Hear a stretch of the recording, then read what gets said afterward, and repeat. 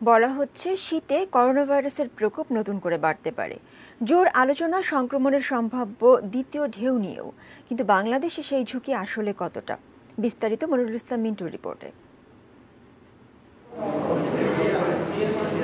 গত 7 মাসে দেশের করোনা পরিস্থিতি বিশ্লেষণে দেখা যায়, মার্চে করোনা শনাক্ত হওয়ার পর জুন থেকে আগস্ট এই 3 মাসে আক্রান্ত এবং মৃত্যুর হার সবচেয়ে বেশি ছিল। এরপর কমতে থাকলেও সে গতি বেশ ধীর। গত 1 মাসে গড়ে প্রতিদিন করোনা শনাক্ত হয়েছে 1.5 থেকে 2,000-এর মতো, আর মৃত্যু 20 থেকে 35-এর মধ্যে। অবশ্য কমেছে করোনা পরীক্ষার হারও। আশ্বিন শেষ, শীত শুরু হতে দেরি নেই।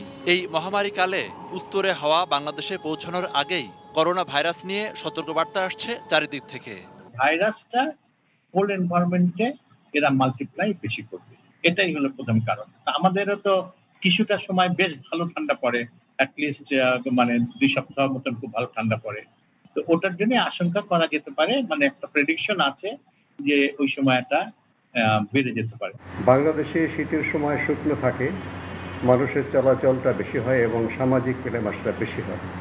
সেক্ষেত্রে মানুষ থেকে মানুষের সংক্রমণের আশঙ্কাটা বেশি হয়। শীতে এমনিতেই ঠান্ডাজনিত সমস্যা বাড়ে, এই সময় সক্রিয় হয় ভাইরাসও। শীতের কারণে ঘর এবং যানবাহনের জানালা দরজা বন্ধ থাকবে, ফলে একজন আক্রান্ত হলে তা দ্রুত ছড়াতে পারে। অন্যান্য সর্দি কাশি সাধারণত শীতকালে বাড়ে, অন্য ইনফ্লুয়েঞ্জা ভাইরাস এগুলো বেশি আসেই।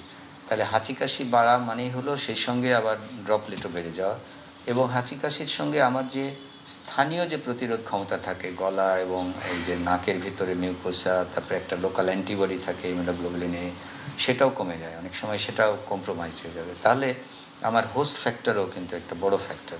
বিশ্ব স্বাস্থ্য সংস্থা আগেই হুঁশিয়ারি দিয়ে বলেছে, শীতে করোনা ভাইরাস আরও মারাত্মক রূপ নিতে পারে। এরই মধ্যে যুক্তরাজ্য, ফ্রান্স সহ ইউরোপের বেশ কয়েকটি দেশে করোনা সংক্রমণ বেড়েছে, তাই এটি বাংলাদেশের জন্য সতর্ক সংকেত।